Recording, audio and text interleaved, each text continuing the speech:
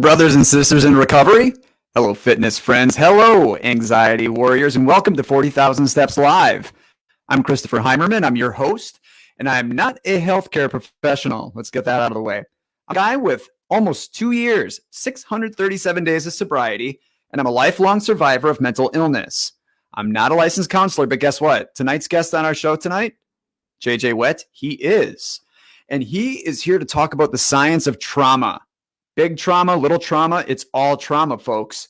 And if we don't acknowledge it and respect it, it will run our lives and it will ruin our lives. We've got JJ on the show tonight. We've got some awesome questions from our audience. We've got much, much more. So glad to have you guys here because it's a great night for a run. Let's lace them up. It's 40,000 Steps Live.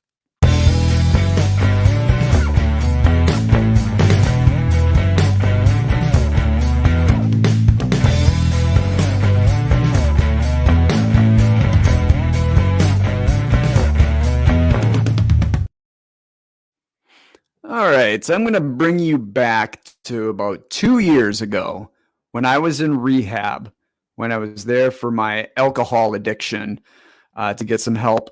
I remember sitting in a circle in group counseling sessions and sort of doing the roll call around the room. There was that guy over there who crashed his car, hurt somebody else, ended up going to prison, lost his job, lost his family. That guy over there got shot. This guy over here, you don't want to know what happened to that guy. So here I am sitting in the circle and wondering, am I really supposed to be here with my Mickey Mouse problems? You know, with the fact that, sure, I drank myself through every day, but you know what? I never hurt anybody that I was willing to admit. Didn't crash my car, didn't lose my house, didn't get into trouble. See, so often we get caught up in this comparison game, right? And usually it's the other side of the coin. It's, I want that guy's job. Or, man, that guy's got cool stuff. What a car that guy has. What a partner that person has. What good looks that person has. And this creates all of those negative emotions of envy and jealousy, anger and resentment. Well, this comparison game, it can cut both ways because you end up playing the comparison game of, I didn't lose my job. Nothing terrible happened to me, so I don't have a drinking problem. I certainly don't need to go to treatment. Not me. It's not that bad. Well, JJ's here on the show tonight. We're going to talk about that comparison game, and we're going to talk about the science of trauma. And now, when I was little, I wasn't hurt that badly by people who were supposed to be protecting me. Certainly not as bad as, let's do it again. It's that guy over there. It's like, boy, did his mom mess him up. Or, boy, did you hear what his brothers did to him? That's awful. I mean, how about her? I mean, how could her best friend's dad do that to her? What a monster. How awful. How terrible. Man, the things that those people went through, and they're the ones who really need some help. Not me. I mean, I just need to suck it up. And I just need to push through it, right? So as a kid, I might not have had some grand traumatizing event, but it's sort of that death by 1,000 cuts, right? Like so many other people, I experienced lots of smaller traumatic events. And some of the cuts, some of those 1,000 cuts, a couple of them were so deep that my brain did what the brain does when something terrible happens to it. It goes into self-defense mode and it blocked it out. So I went through treatment, and I had been seeing a therapist before I went into treatment, but I hadn't been taking it particularly seriously. But I get on the other side, and I start taking my treatment more seriously to the point that we did what's called it's EMDR. We're going to address that in another show down the road. But basically what we're doing is we're tapping into an event and trying to remove like the negative associations with it. And in doing EMDR, all of a sudden we were unlocking some things that my brain had chosen to block out. Some of the things that happened to me when I was a kid, some of the physical, emotional abuses that I endured, the sexual abuse that I endured, And it was really only once I could experience that trauma and break down and cry and deal with it that I could finally begin healing from that. So when we were playing the comparison game and we're only looking at what's readily available on the surface, we're not giving ourselves the opportunity to heal. So that's what JJ does as a therapist, and that's what any therapist who's worth their salt does, is they help people heal. They give them the opportunity to open up and to process their grief and their pain and heal. Unfortunately, by the time a lot of people get to JJ or to a therapist or someone who's far less compassionate, other interventions, there's so much to unpack. There's so much trauma that's compounded over the years to where if it had been caught earlier, it would have been much easier for that person to have healed. But oftentimes, for the very reasons that we've discussed, it doesn't get brought up. It's all these things that we don't want to talk about. It's the addiction, mental illness, stigma, codependency, all of that junk is the stuff that doesn't find itself to the light often enough. But for tonight, we're really going to center on this trauma aspect because JJ is going to talk about the science of trauma, that being literally sort of the wiring of the brain, the synapses and all that good stuff that doesn't work right as trauma is compounded over the years. So I'm excited to learn some stuff. I hope you guys are too. If you have any questions, this next segment is called I Hear You. It's going to be coming up in a couple of minutes. It's where we handle some questions from our audience. It's where we address any comments you might have, any celebrations. I'm pumped that over the next couple of months, we've got some folks coming on the show who are going to be celebrating sober anniversaries. So if you've got those, send them. Send any of that stuff to 40,000steps@gmail.com. That's 40000 steps@gmail.com, no comma. And let us know if you want to remain anonymous, of course. Very important. And hey, I'm going to talk about one of my partners here, but before I do, another thing, we're looking for a social media rock star. So if you know of anybody who might want to help us, help me really, post stuff on social media, write teasers, help us get our message out there, have them send us their resume or their experience, whatever they've got handy, to 40,000steps@gmail.com. We just started advertising for the position, hoping to do some interviews in the next couple of weeks and hopefully have somebody in the fold, maybe by as soon as the beginning of March. So keep an ear out in case if anybody's looking for a great opportunity. It is an unpaid internship, but I can tell you that the paycheck of helping people is priceless. So folks, DUI counseling centers. Here in Northern Illinois, I have an excellent partner. The community has an excellent partner in Ron Parch.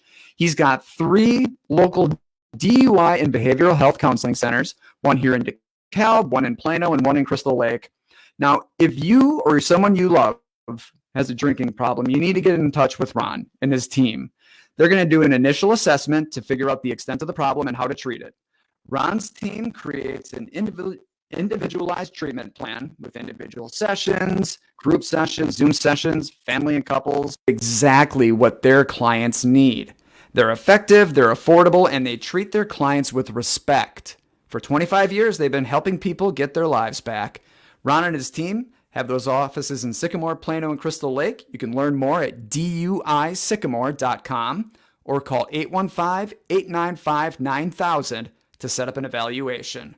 Whether it's for substance abuse, mental illness, anger management, start there with an evaluation.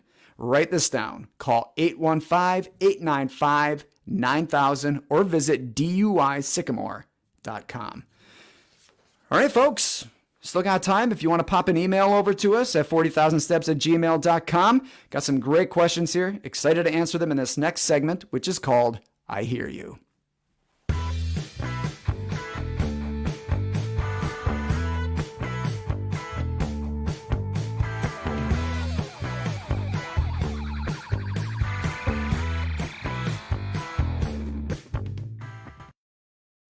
Hey, welcome back, folks. Got a couple of excellent questions tonight. And here are the rules of this game. Anytime that somebody sends us something, they get 40,000 points. Everybody gets 40,000 points. Everybody wins, because whenever we talk about these things, we all win. We bring more light to issues that need more attention. That being, we're talking about the stigma that's surrounding mental illness, addiction, all that stuff. These are the things the society says that we can't talk about. Well, I beg to differ. Every time you send us something, you get 40,000 points and you win. Here's the first one. This is from Dawn. Dawn wants to know if she says, how do I know if I have a drinking problem? Well, the good rule of thumb is that if you're wondering if you have a drinking problem, you probably have a drinking problem. It's, this is what Ron and his team at the DUI counseling centers, he said, what do you have to lose by reaching out and getting that assessment?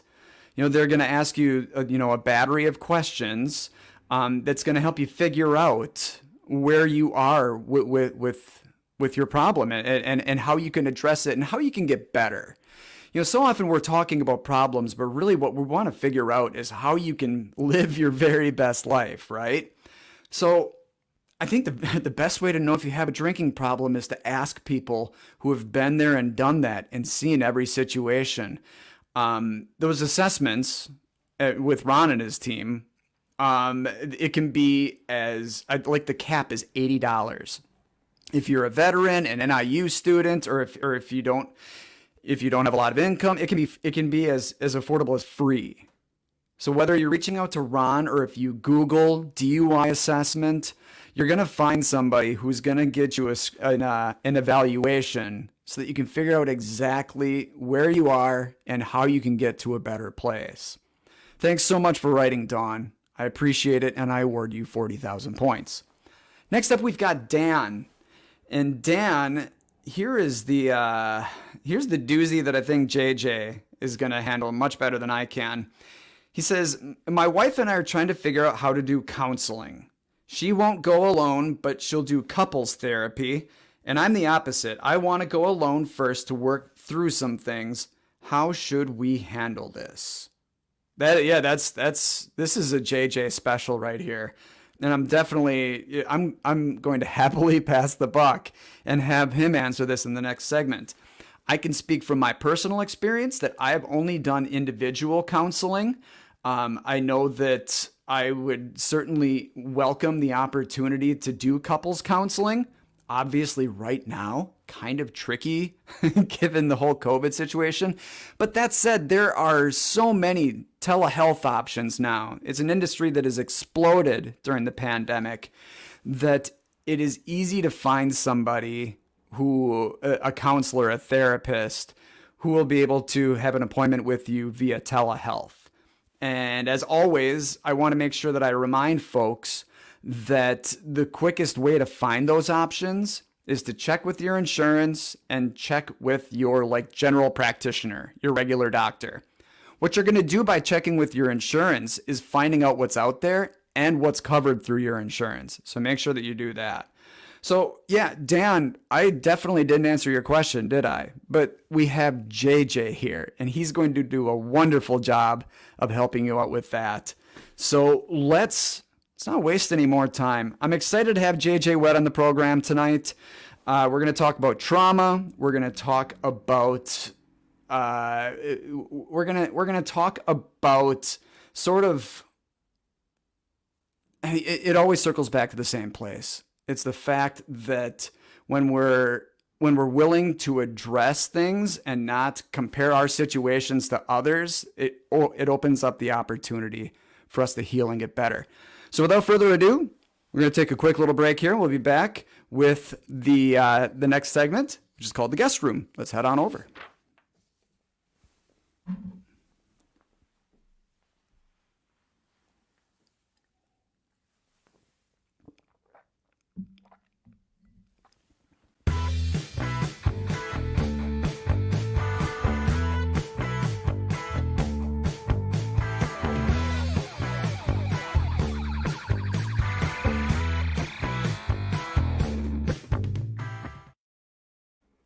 Welcome back, folks. Welcome back to 40,000 Steps Live, and welcome to the guest room. We have a very special guest tonight. J.J. Wett is the director of the local Youth Service Bureau here in DeKalb. He's also running for alderman in Ward 2 here in DeKalb, where me and my family live, so we'll talk about that in a little bit. But first off, J.J., thank you so much for joining us. Yeah, thanks for having me. Let's start from the logical position of tell me how you became a therapist, and tell me a little bit more about what you guys do at the Youth Service Bureau.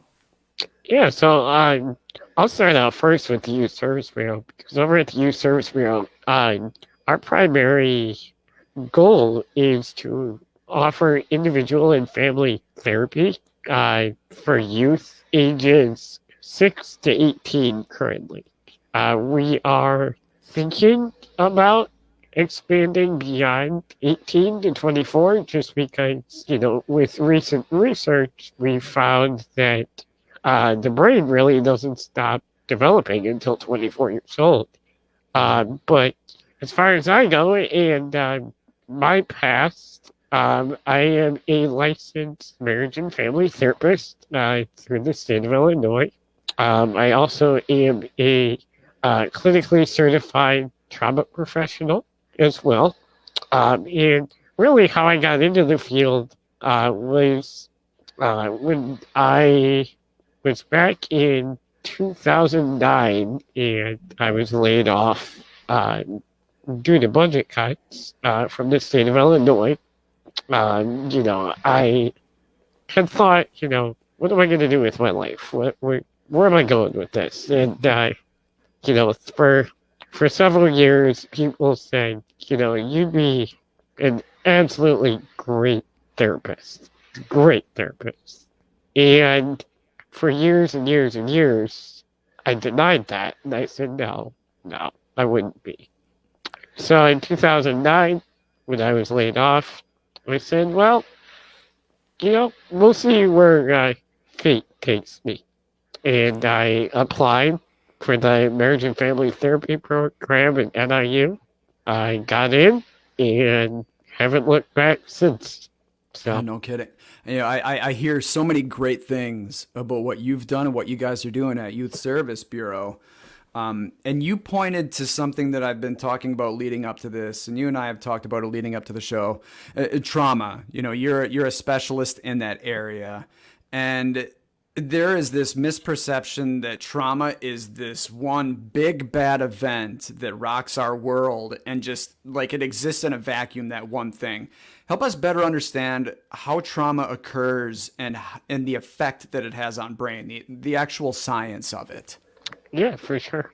So with trauma, often the big grand misconception is that it's one giant event. So whether that's, an accident, physical violence, a house fire, an earthquake, whatever, that's actually a giant misconception.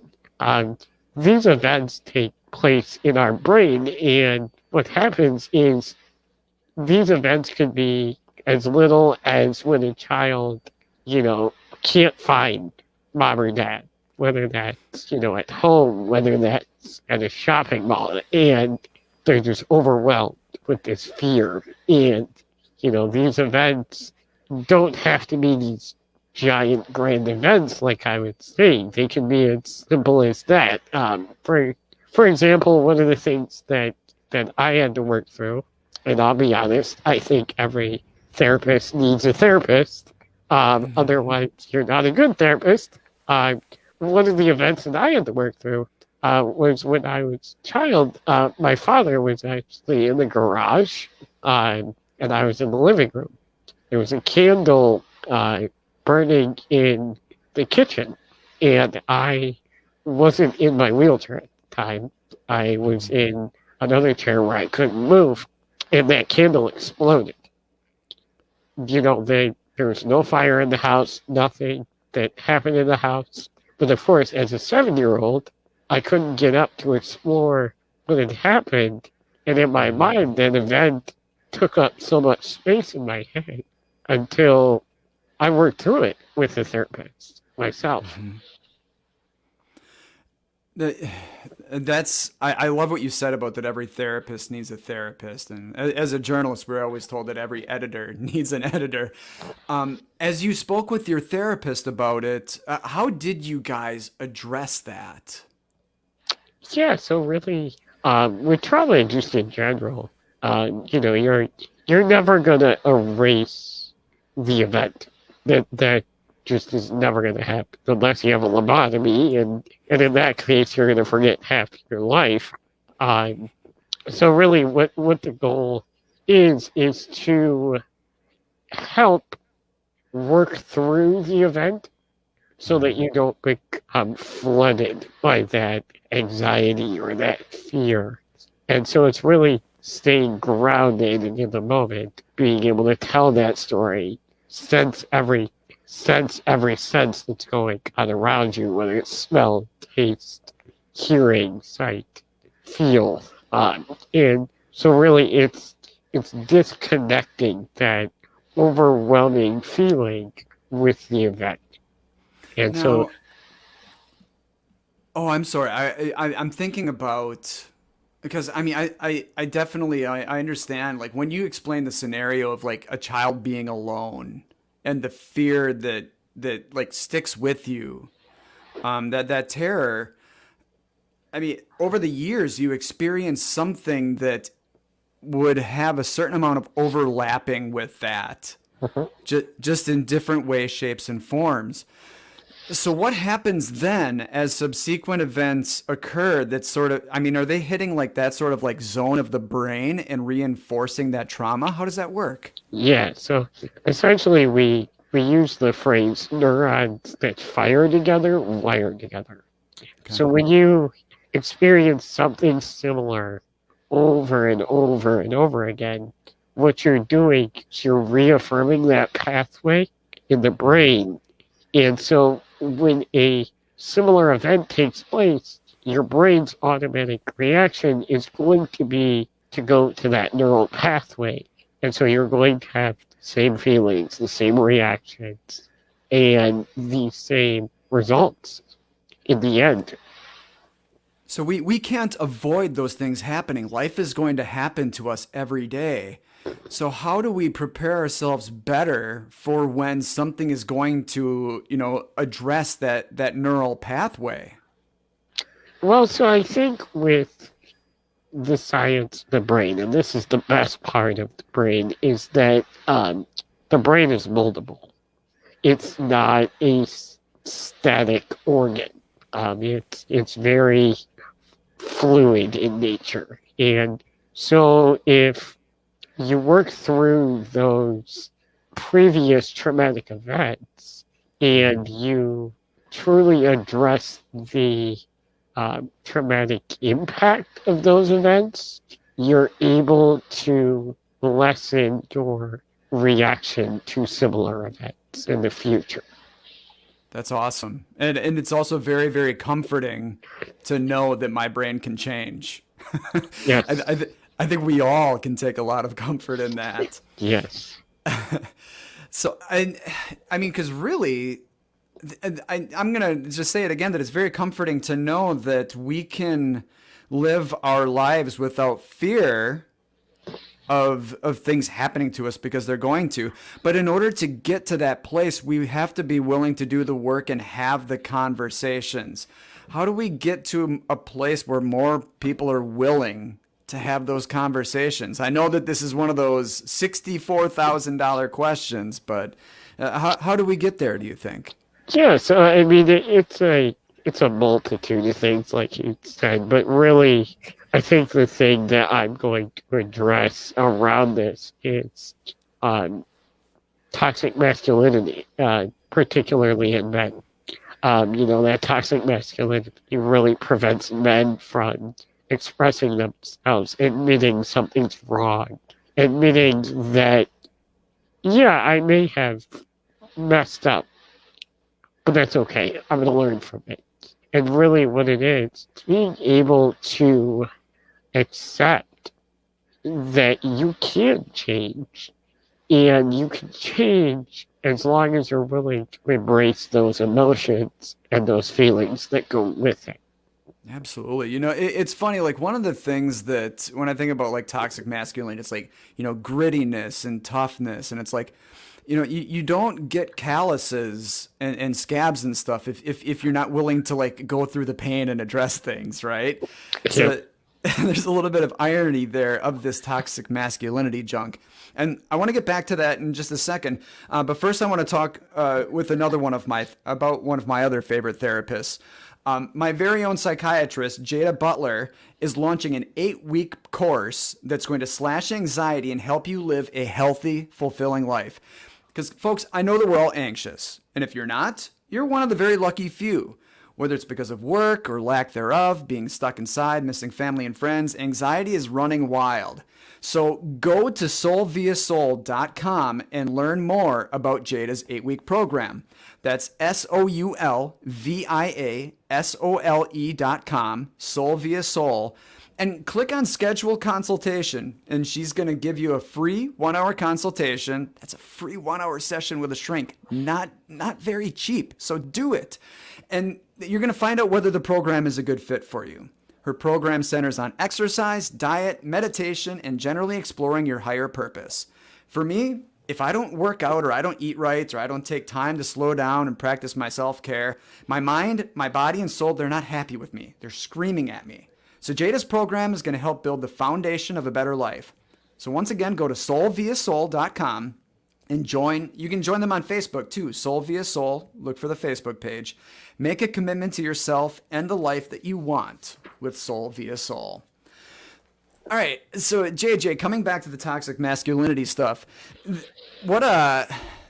this can't be a new revelation to us. Have you seen over the course of the past few years, has progress been made in terms of us realizing that it's cool to hurt because when you admit that you hurt, you can heal and you can get stronger?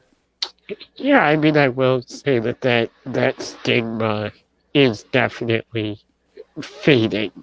And I'm not going to say it's completely gone, obviously. I think about some of even the guy friends that I have, how that toxic masculinity still runs pretty deep amongst all of them. And then, I even think about, how all this, I guess, world pressure, pointing to everyone to be the best they can be also, provides that push to not look weak. And in that regard, I think we have seen it change. Even, when we look at the military, for example, the military certainly investing more in their mental health programs, which I think is amazing. If we're going to send these guys in, well, all these people, I should say, off to war, then obviously we need to provide those services for the trauma that they're going to endure when they're over there. Or even, in a natural disaster situation, the trauma that they endure there too. And I think those programs are expanding. Do I think they're expanding at a rate that they need to? No. But there's growth. Yeah, it is incremental though, I think. Yeah, if anytime that the pendulum swings too fast, I think things get knocked off their axis. So I just try to approach every day from a position of being grateful for just a little bit of incremental growth every day. For sure. Yeah, so whether we're talking about toxic masculinity or if we're talking about trauma and stuff, I know that I guess just help our audience understand how important it is that we model things for our youth and that we educate them early so that those interventions can be in place, and supports can be in place so that somebody isn't first seeing a counselor at age 18, 25, 35, 50 years old and they've got all that stuff to unpack. Yeah. So, a lot of people don't realize that kids are actually more intuitive to emotion than adults are. And the reason being is when we're babies, we have a lot more mirror neurons. And so those are the neurons that say, when you're a baby, hey, my dad's smiling at me. I'm going to smile back. And those are the neurons that pick up emotion. And as we grow, those neurons tend to die off. Um, and so we don't have as many when we're adults. And so that's why I say children are way more intuitive to emotion than adults are. And I think parents, when I tell them that, it's often a wake-up call like, oh, what I'm going through, is going to be rubbed off on my children if I don't, try to address this right now. And a lot of parents don't realize that, particularly when they're coming into the Youth Service Bureau. And I think even that statement helps parents want to be better for their children so that they're not passing on these behaviors. Yeah, there's got to be some place somewhere between being a small child and being 41 like I am, where like I feel like all of my mirrors have broken. You know what I mean? Yeah. And I wish I could have some of that back. I wish I were more malleable like a child was. But I know that myself and so many, parents in my life who are parents to young kids, we're all very cognizant of the fact that they are little sponges. And you know what? If we're not cognizant of it, we find out really fast when Yep. some of the words that we're saying come flying back at us. Yep. All right. Hey, I want to talk one last time about the DUI counseling centers here in Northern Illinois because as Bear's pointing out, folks, you have nothing to lose. If you think that there might be an issue for someone or someone that you love, get an evaluation for alcohol, drugs, mental health, or anger. Do it today at DUI and Behavioral Health Counseling Center in Northern Illinois. Depending on your situation, it might be free. If you're loaded, then it's going to run you about $80, but that's the max. If you're a veteran, an NIU student, or unemployed, you're going to get a break. So what do you have to lose? If there's an issue, Ron Parch and his team will use their 25 years of experience to build an individualized treatment plan that's confidential and effective. They've got offices in Sycamore, Plano, and Crystal Lake. Check out DUISycamore.com or call 815-895-9000 and set up an evaluation. Do it. Whether for substance abuse, mental illness, anger management, start there with that evaluation. Write this down. Call 815-895-9000 or visit DUISycamore.com. All right. Back with JJ Wett here in the guest room. And JJ, you are running for alderman in our ward. And I'm pretty pumped that the signs that we put out this past week seem to be holding in the snow. So we're finding some victories in this campaign. You've lived here since you went to college. Yes. What are some of the greatest issues that we face here in DeKalb? And these are issues that exist virtually everywhere. But what are some of the issues we're facing here, and how do those issues tie into what you do for a living? So, a lot of what people are concerned about here that I'm hearing is about the crime rate, going up. And one of the things that, is often misunderstood is that poverty and crime are pretty much interlinked. Mm-hmm. And what I mean by that is that the higher crime rate areas, you're going to see way more poverty. And that's just simply because people are trying to make it by, right? And they have to do what they have to do to feed their children, to feed their families. And one of the things that as a social service representative that I can bring is really when we talk about mental health and we talk about crime rate. Mental health is the only thing that can stop crime. my campaign is predominantly about being proactive over reactive. Let's put those supports in place so that when we have the crime, we can figure out why. It's not just punishment, it's building up the community so that we can be one community and have those supports in order. Yeah, absolutely. I think so much of that is flexibility and not using this cookie cutter approach where if somebody gets into trouble, that that they're, let's say that they get arrested and they get charged, and then wow, they just lost their job because they had to post cash bail. We know that those scenarios go downhill very quickly. So in terms of building in supports and services, we kind of need to have a variety of different types of services because the society is not a one size fits all situation, right? For sure. For sure. And I think, having lived in the DeKalb community for the past 17 years, actually almost 18 years at this point, time flies.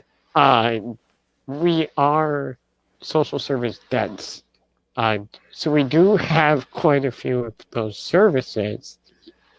Where we lack sometimes is that service delivery to those areas. And so what, in my opinion, what I would like to do is I would like to bring all of the social service agencies together, and even have satellite offices in those areas where those services are needed. Because that way the people can come straight there, no transportation issues. It's just right in their community. Oh, I love that. I love that centralized hub. Yep. You have like your social services vending machine. That's brilliant. Yep. Now, not all of my viewers are fortunate enough to live here in DeKalb or to live in a city that's robust with these human services. What's your best advice for somebody who might be watching where it's extremely difficult for them to see a psychiatrist or to have access to some of the services that we're spoiled with here? Oh yeah, I mean for sure, especially in some of those like rural areas, super rural areas, it's hard to get to see someone. The good part is if you have access to internet, you can see a therapist. A lot of people don't know that, but I actually will see clients on the side, adult clients on the side, for a sliding fee. And I will do it mostly online. I've had clients away, as far as Southern Illinois, see me online. And so I think those services are available. They're not super expensive because I also contract with BetterHelp at the moment, and Okay.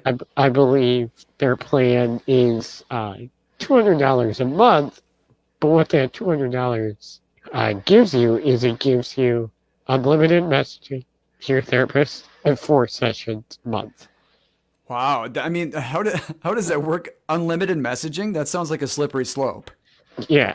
So essentially, by contract, I have to check the messages 2 to 3 times a day.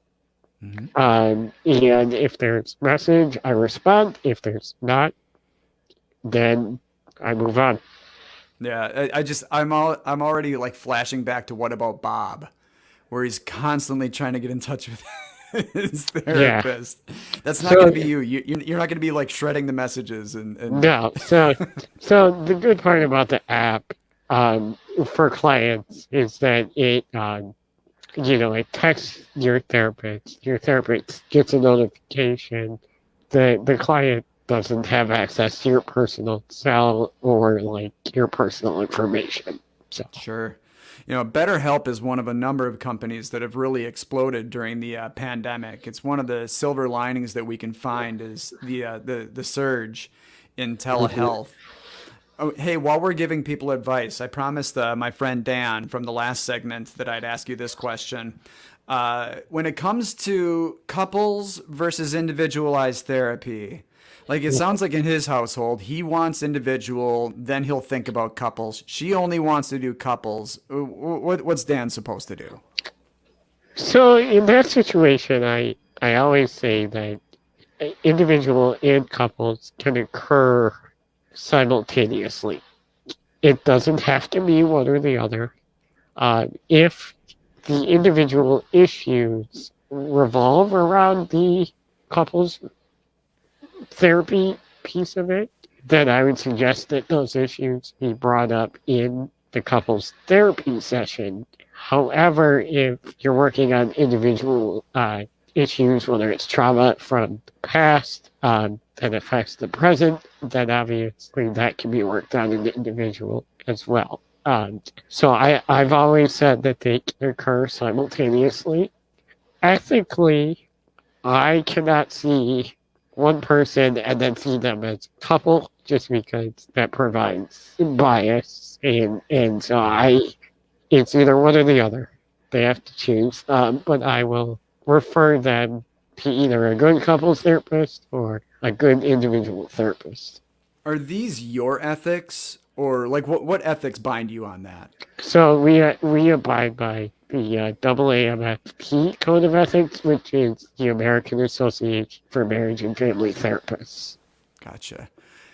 All right. Well, I know that I know that it's getting a little bit later. I know we need to start winding down. So I want to ask you, like you said, you're a therapist, you see a therapist. How much do you enjoy the opportunity to talk to somebody? Well, actually, seeing as how I really don't have a lot going on right now, I haven't seen my therapist in a long time. But she and I worked through a lot of that trauma that I had from my childhood, from my early adulthood, and what I will say is the biggest part I enjoyed of that is not only did it make me a better person, it made me a better therapist. Hmm. Can you give me an example of, because you guys worked through that, because you addressed that trauma from when you were a kid, what's something that might happen now that you're more prepared to deal with and be equipped to handle it and get through it without being brought to your knees by that trauma all over again? Like what would be one of those overlapping points that could touch on that experience you had as a child? Yeah, so I think as a child, this is just an overall kind of gist. I would always shut down during arguments, and that carried over into my adulthood relationships. Hmm. And so after I worked through that trauma, um, I've definitely become more of a direct person rather than a indirect person or passive aggressive, as we often refer to it as. And that has really helped not just in my romantic relationships, but also in my work relationships, my friendships, my relationships with my personal care assistants. I'm much more direct with them, my needs and what I need. And so it's really helped me become more of a direct person to address my needs. Well, and I have to think that there are going to be some confrontations when, say, you're running for elected office. So you're a better person, you're a better therapist, and you're a better candidate. Yep. Awesome. So cool. Well, I'm excited. I'm excited for these next few weeks as we see the campaign play out. And I'm so grateful for having you on the show tonight. I know I've learned a lot. I hope our audience has as well. And I know that we've probably only like touched the tip of the icebergs on some of this stuff. So maybe we can bring you back in a few months, and we can start making our way down the iceberg a little bit more. Sounds good.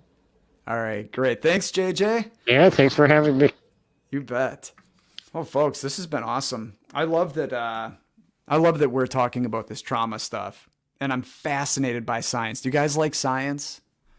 This whole like wiring of the neurons and neural pathways and stuff. When it's explained to me that the brain is malleable and that we can take these programmed pathways and we can change them, that gives me a lot of hope.